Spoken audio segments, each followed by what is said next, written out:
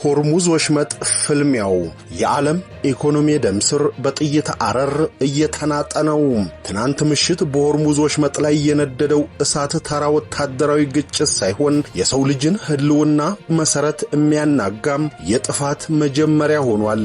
የአሜሪካ ማዕከላዊ እዝ የኢራን የባህር ኃይል ኩራት የነበሩ 16 መርከቦችን በአንድ ጀንበር ወደ አመድነት ቀይሯቸዋል። ይህ እርምጃም የዓለምን የነዳጅ የደም ስር የዘጋና ገበያውን ያናጋ ሲሆን ዋሽንግተን አቅማችን ወሰን የለውም ስትል፣ ቴህራን ደግሞ ለሞትና ለህይወት ተዘጋጅተናል በማለት ምላሽ ሰጥታለች። በሴኮንዶች ልዩነት የሚለዋወጠው ይህ ሰበር ዜናም የዓለምን ዕጣፋንታ በጀነራሎች የጣት ጫፍ ላይ ጥሎታል። የመካከለኛው ምስራቅ ምድር ወደ እሳት ባህርነት ተቀይራለች። የአሜሪካው መከላከያ ሚኒስተር ፔት ሄግዝም እጅግ የከበደው ቀን ሲሉ የጠሩት የትላንቱ ጥቃትን ኢራንን ከኒውክሌር ህልሟ ለማላቀቅ የተሰነዘረም የመጨረሻው ካርድ ተመዟል። ነገር ግን የቴህራን ምላሽ ምን ይሆን? በመቶዎች የሚቆጠሩ የሚሳኤሎች አፈሙዞች ወደ እስራኤል ልብ ተደቅነዋል። ሂዝቦላህና ሁቲዎችም ለታላቁ ጥቃት ጣታቸውን በቃታ ላይ አሳረፉም። አሜሪካ በእስራኤል ደህንነት ላይ ድርድር እንደማታደርግ በገለጸችበት በዚህ ወቅትም የሩሲያና የቻይና ድምጽ ደግሞ ቀጠናውን ይበልጥ እያባባሰው ይገኛል። የሆርሙዝ ወሽመጥ በደምና በነዳጅ ሲታጠብ የዓለም ሀያላን ሀገራት ወደማይወጡበት የታሪክ አዘቅት ውስጥ እየገቡ ነው። አሁን የሚጠበቀው ሰላም ሳይሆን ማን ቀድሞ ይለኩሳል የሚለው አስፈሪ ጥቃት ጥያቄ ብቻ ነው። ኢራን ቀይ መስመር ታለፈም። ኢራን ተማመነበት የሆርሙዝ መተላለፊያ በአሜሪካም በተሰነዘረበት ከፍተኛ የተባለ ጥቃት 16 ፈንጂ ጫኝ የኢራን መርከቦች አመድ ሆነዋል። ኢራን ለዚህ ምላሽ አጸፋ እንደምትሰጥ ስትዝት ዓለም በኢኮኖሚ ቀውስ ውስጥ እንዳይገባም ተሰግቷል። ውድ ተከታታዮቻችን በዛሬው ዝግጅታችን የሆርሙዝ ወሽመጥ ፍልሚያና በአሜሪካ ከፍተኛ ጥቃት ሲናጥላደረው የዓለም ኢኮኖሚ የደም ስር የሆነው ሆርሙዝ መተላለፊያ ቀውስ እንነግራችኋለን። አሜሪካ በሆርሙዝ መተላለፊያ ላይ እንዳለችውም ከፍተኛ ጥቃት አድርሳ በኢራን ላይ ከባድ ጉዳት አስከትላለች። ኢራን የዚህ አጸፋ አሜሪካን የሚያዝረከርክ ከፍተኛ የቀይ መስመር ማለፍ ብለዋለች። መካከለኛው ምስራቅ ተጨንቋል። ኢራንና አሜሪካ እንዲሁም እስራኤል አፈሙዛቸውን እየወለወሉ እሳት እያዘነቡ ይገኛሉ። ሌሎች የቀጠናው ሀገራት ደግሞ በከፍተኛ የፍርሃት ቆፈን ውስጥ ተቆልፈው ፈጣሪያቸውን እየተማጸኑ ናቸው። የዛሬው ትኩረታችን ነው። አብራችሁን ቆዩ። በዓለም የንግድ መስመር ላይ እንደ ልብ ትርታ በሚቆጠረው የሆርሙዝ ወሽመጥ ላይ ትላንት ምሽት የታየው ክስተት ቀጠናውን ወደ እሳት ባህርነት የቀየረም ድንገተኛ ክስተት ነበረም።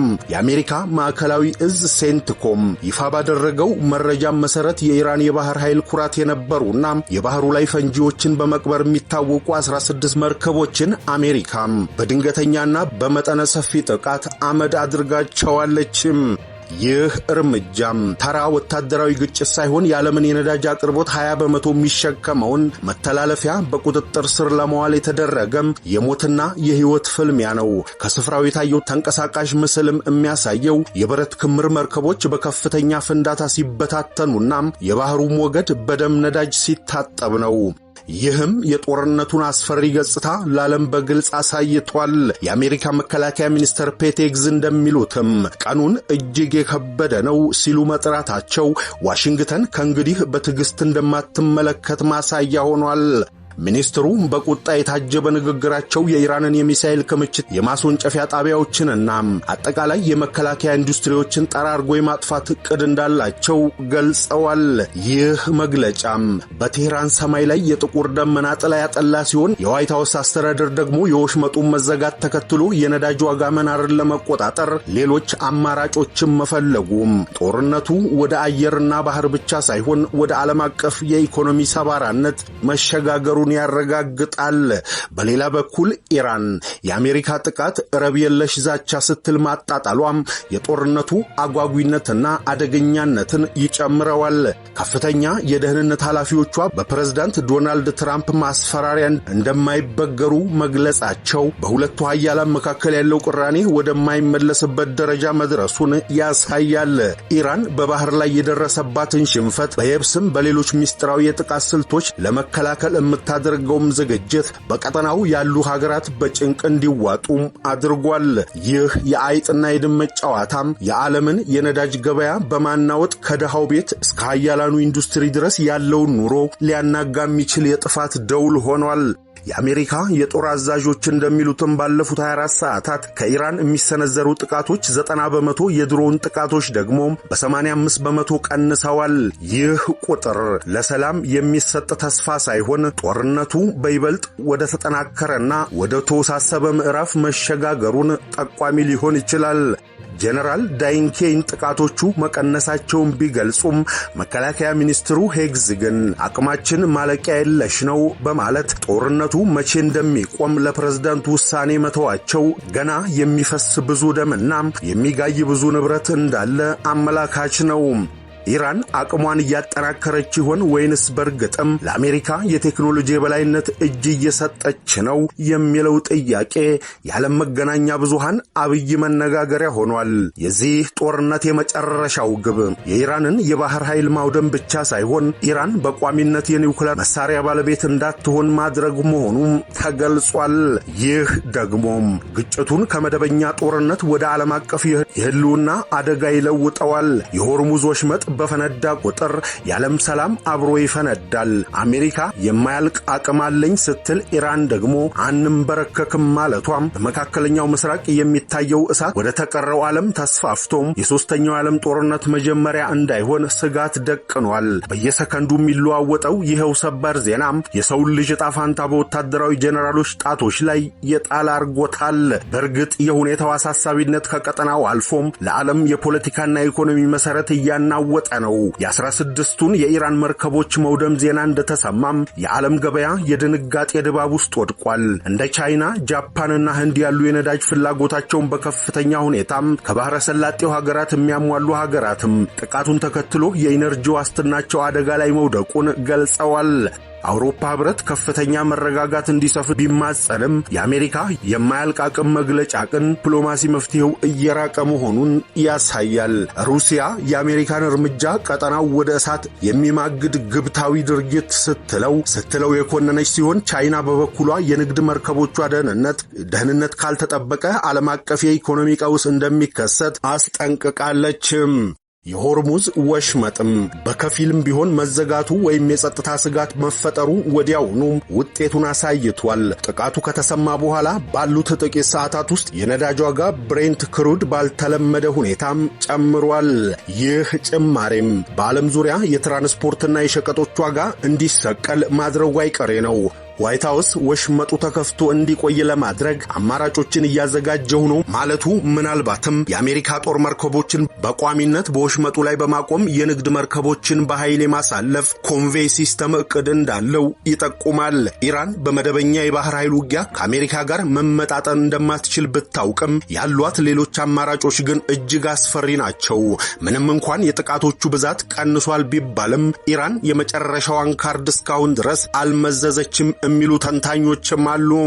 ወየው ያኔ ከተመዘዘም በየመን የሚገኙት የሁቲ አማጽያንና በሊባኖስ ያለው ሄዝቦላህ አሜሪካንና አጋሮቿን በተለያዩ አቅጣጫዎች በመውጋት ትኩረቱ እንዲበታተል ሊያደርጉ ይችላሉ።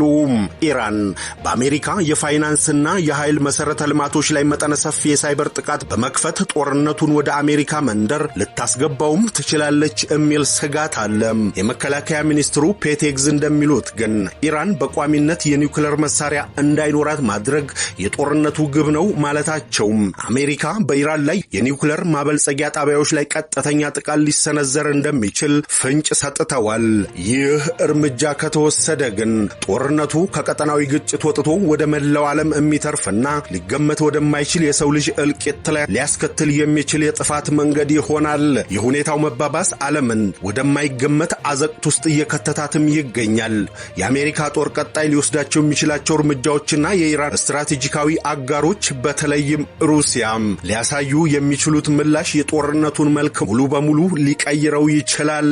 የመከላከያ ሚኒስትሩ ፔቴግዝ የማያልቅ አቅም ስላላቸው አሜሪካ ከባህር ላይ ውጊያ ባለፈ ወደሚከተሉት ስልታዊ ጥቃቶች ልትሸጋገር ትችላለች ተብሎም ይገመታል። ኢራን የኒውክሌር ባለቤት እንዳትሆን ማድረግ የሚለውን ግቧን ለማሳካት እንደ ናትዝና ፎርዶ የተሰኙ የከርሰ ምድር የኒውክሌር ማበልጸጊያ ጣቢያዎችን በባንከር ባስተር ቦምቦች ልትመታም ትችላለች። ይህ እርምጃ ከተወሰደ ጦርነቱ ወደማይመለስበት ደረጃ መሸጋገሩ ነው። የአሜሪካ ልዩ ኃይሎችና ድሮኖች የኢራንን አብዮታዊ ዘብ IRGC ከፍተኛ አመራሮችን ኢላማ በማድረግ የጦር እዝ መዋቅሯን ሽባ ለማድረግ ሊንቀሳቀሱ ይችላሉ። የኢራንን የኢኮኖሚ አከርካሪ ለመስበር የነዳጅ ማጣሪያዎቿንና የውጭ ንግድ ወደቦቿን በማውደም አገሪቱን ሙሉ በሙሉ ለምጽዋት ዳርገው እጅ እንድትሰጥ ለማድረግ እቅድ ሊኖራት ይችላል። ሩሲያና ቻይና ከአሜሪካ ቀጥተኛ ጦርነት ውስጥ ባይገቡም ኢራንን በሌላ መንገድ መርዳታቸው አይቀሬ ነው። ሩሲያ የላቀ የጸረ አውሮፕላን መከላከያዎችን እንደ S-400 ያሉና የሳተላይት መረጃዎችን ለኢራን በመስጠት የአሜሪካን የአየር ላይ የበላይነት ልትገዳደር ትችላለች። በተጨማሪም አሜሪካ በኢራን ላይ እንድትጠምድ በማድረግ በዩክሬን ያለው ጫና ቀለል ለማድረግ ትሞክራለች። ቻይናም የኢራንን ነዳጅ በድብቅ በመግዛትና አስፈላጊ የሆኑ የቴክኖሎጂ ግብዓቶችን በማቅረብ ኢራን በአሜሪካ ላይ ማዕቀብና ጥቃት ሳትንበረከክ ረጅም ጊዜ እንድትቆይ የኦክሲጅን ያህል ልትረዳት ትችላለች። ኢራን በአሜሪካ ያላት ብቸኛ ብልጫ የምትጠቀመው በመካከለኛው ምስራቅ ባሏት ተተኪ ኃይሎቿም ፕሮክሲስ በኩል ነው። በኢራቅና ሶሪያ ያሉ የሚሊሻ ቡድኖች በአካባቢው በሚገኙ አሜሪካ የጦር ሰፈሮች ላይ የማያቋርጥ የሞርታርና የድሮን ጥቃት በመሰንዘር አሜሪካን ደም እንድትፈስ ሊያደርጉ ይችላሉ። ኢራን ጥቃቱን በቀጥታም ወደ እስራኤል በማዞር መላው የመካከለኛ ምስራቅ ሀገራት ወደ እሳት ውስጥ እንዲገቡና ጦርነቱ ሃይማኖታዊና ቀጠናዊ መልክ እንዲይዝ ልታደርግም ትችላለች።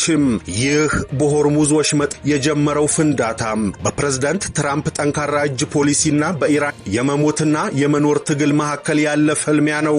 ጦርነቱ በሳምንታት ውስጥ ካልተቋጨ ዓለም ከታላቁ የኢኮኖሚ ቀውስ ግሬት ዲፕሬሽን የከፋ ውድቀት ውስጥ ትገባለች።